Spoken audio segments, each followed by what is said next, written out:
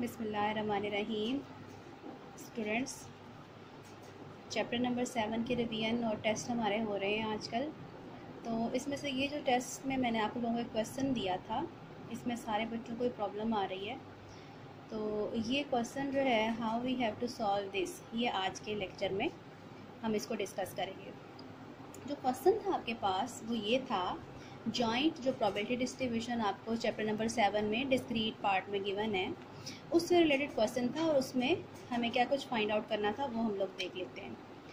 हमें गिवन था joint probability function और F of X Y given था इक्वल्स टू सी, और मॉड में जो है आपको x माइनस वाई गिवन है। ठीक है, ये फंक्शन है जॉइंट प्रोबेबिलिटी फंक्शन, जबकि हमारे पास x और y की क्या वैल्यूज़ हैं, x की वैल्यूज़ -2, 0 एंड 2 एंड y की -2 एंड 3।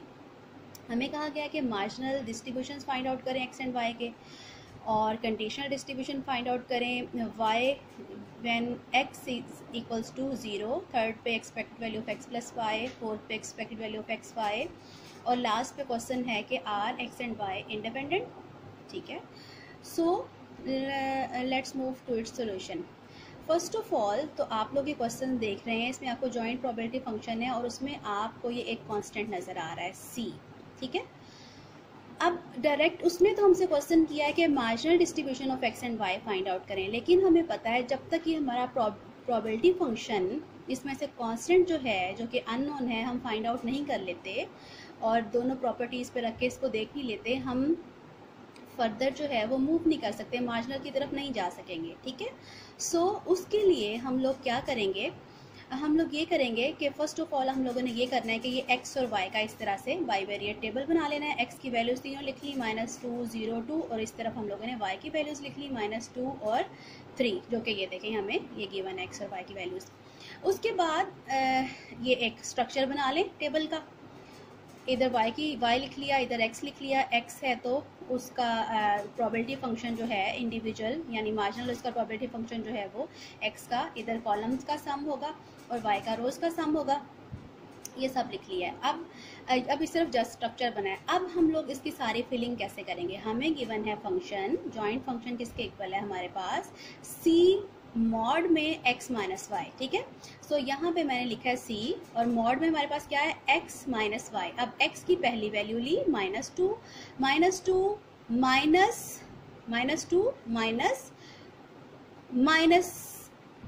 y की वैल्यू ली। ठीक है ना, x माइनस वाई करना है ना, -2 ये फर्स्ट पे जो हमारी ये इधर वैल्यू आएगी, तो -2 और माइनस माइनस प्लस हो जाएगा, +2 हो जाएगा। ये जो मॉड में हमारे पास वैल्यू 0 आ जाएगी तो 0 × c हमारे पास फिर 0 आ जाएगा। नेक्स्ट वैल्यू लेंगे, फिर हम x की वैल्यू -2 ही रहेगी और y की क्या है 3 आएगी, सो -2 -3 और c मॉड में। अब ये आया तो -5 लेकिन मॉड की वजह से ये प्लस हो जाएगा और ये जो है आपके पास क्या वैल्यू आ जाएगी 5c आ जाएगी। बिल्कुल इस तरह से हम लोगों ने बाकी वैल्यूज़ फाइंड आउट कर लेनी है। यहाँ पे 0 × 0 -2 तो वो +0 +2 हो जाएगी और 2c आ जाएगा। इसी तरह से यहाँ पे अगर हम लोग देखें तो 2 -2 तो 2 +2 हो जाएगा, 2 दफ़ा माइनस आने की वजह से 4c आ जाएगा, और इस तरह से ये बाकी सारे। ठीक है, इनको जब हम लोगों ने सॉल्व कर लिया तो हमारे पास 0, 2c, 4c, 5c, 3c, c value आ गई। ठीक है, अब इनको रो वाइज सम किया तो इधर 6c आया पहली रो का सम, दूसरी का 9c आया, इधर से फर्स्ट जो कॉलम है उसका सम 5c, नेक्स्ट का भी 5c और थर्ड वाले का भी 5c आया है, और ये टोटल बोथ साइड्स पे हमारे पास किसके इक्वल बन रहा है 15c के।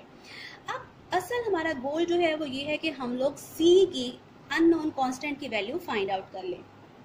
सो अगर तो ये एक प्रॉपर PDF है तो फिर क्या होगा, फिर ये है कि इसकी दो प्रॉपर्टीज़ हैं। पहली तो ये है कि F of x I Y J should be greater than equal to 0, यानी कि कोई भी वैल्यू हमारे पास जॉइंट फंक्शन में प्रोबेबिलिटी की नेगेटिव नहीं होनी चाहिए। ठीक है ना, 0 से लेस नहीं होनी चाहिए। तो हम लोग देख रहे हैं कोई वैल्यू भी हमारे पास नेगेटिव नहीं आई, 0 है, 2c, 4c और इसी तरह से बाकी सारी।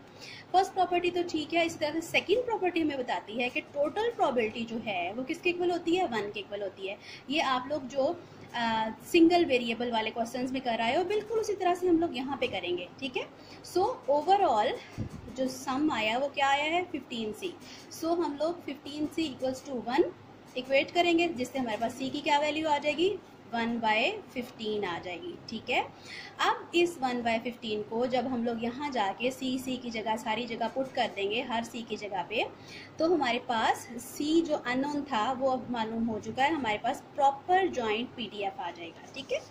ये देखें इस तरह से मैंने अब सी की जगह, जैसे यहाँ पे हमारे पास 2C था तो 2 इंटू 1/15, 2/15 आ गया। यहाँ 4C था तो 4 इंटू 1/15, 4/15, और इस तरह से ये बाकी सारे। इसी तरह से यहाँ पे भी, यहाँ आपको पता है कि क्या था, 5C था तो 5/15, 5/15, 5/15 तीनों का आया, उनको हम लोगों ने कैंसिल किया है तो 1/3, 1/1/3, और इसी तरह से यहाँ पे 6/15, 9/15 आ गया, और वो सिंप्लीफाई करने से 2/5 और 3/5 हो गया।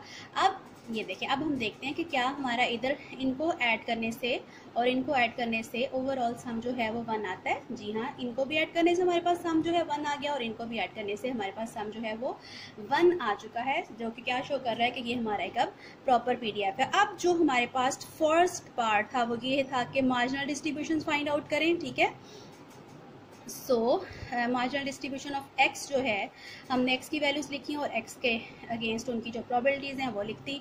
मार्जिनल डिस्ट्रीब्यूशन ऑफ y है, y की वैल्यूज़ लिखी और उनके अगेंस्ट जो उनकी प्रोबेबिलिटीज़ आई हैं वो लिख दी। हमारे पास marginal distribution of x and y आ गए।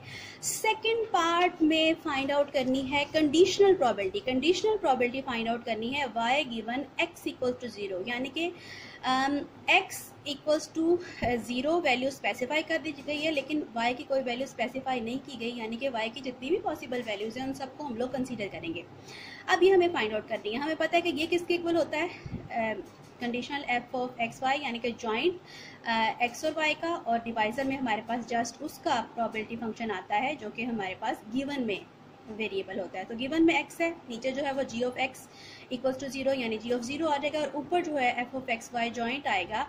ये याद रखना है आप लोगों ने कि बेशक यहाँ y गिवन x है, लेकिन जॉइंट में आपके पास y x नहीं आएगा, बल्कि हमेशा क्या आएगा, फर्स्ट प्लेस पे x की वैल्यू आएगी और सेकंड प्लेस पे y की वैल्यू आएगी। सो x तो हमें पता है 0 है, यहाँ पे 0 0 पुट कर दिया ये।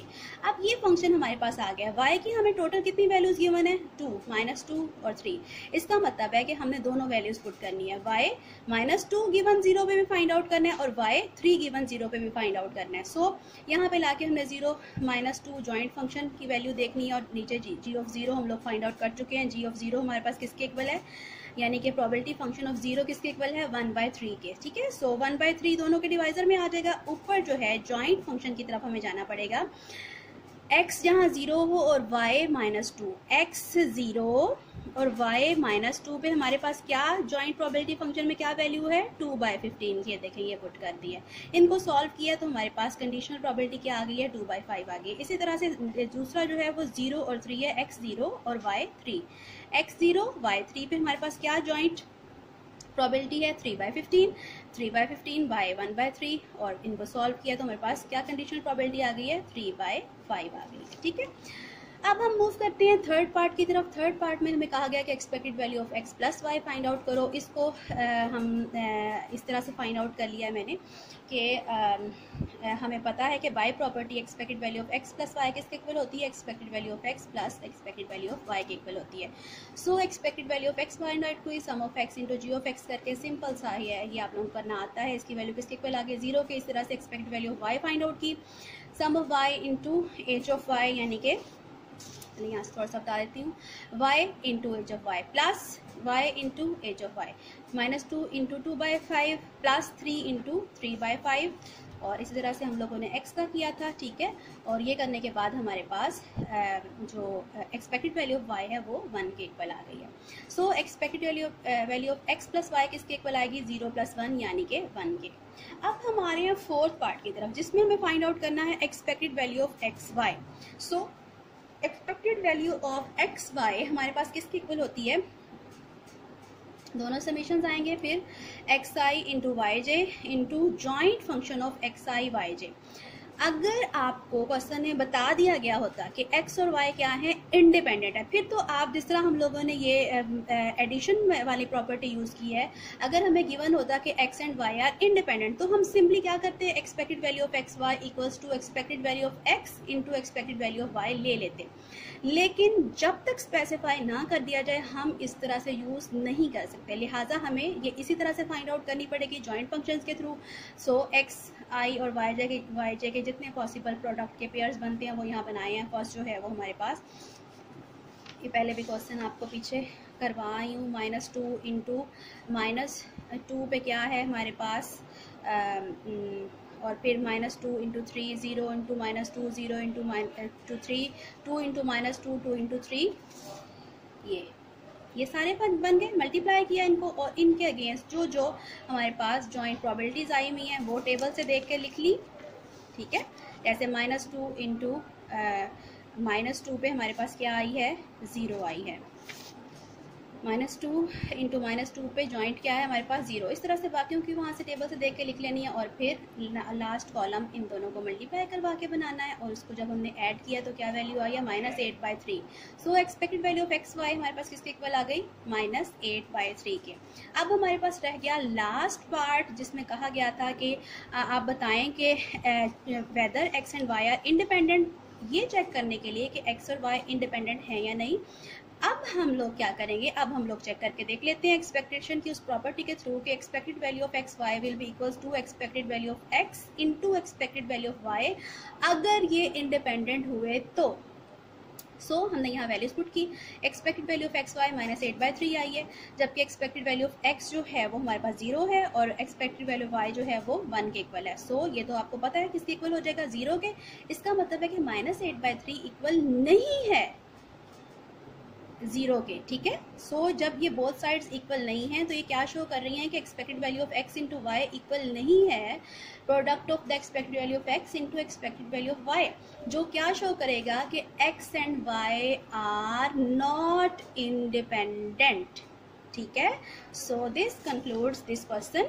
सो इस टाइप का कोई भी क्वेश्चन आए आपका जॉइंट से रिलेटेड तो अब आप लोग इजीली सॉल्व कर सकते हैं।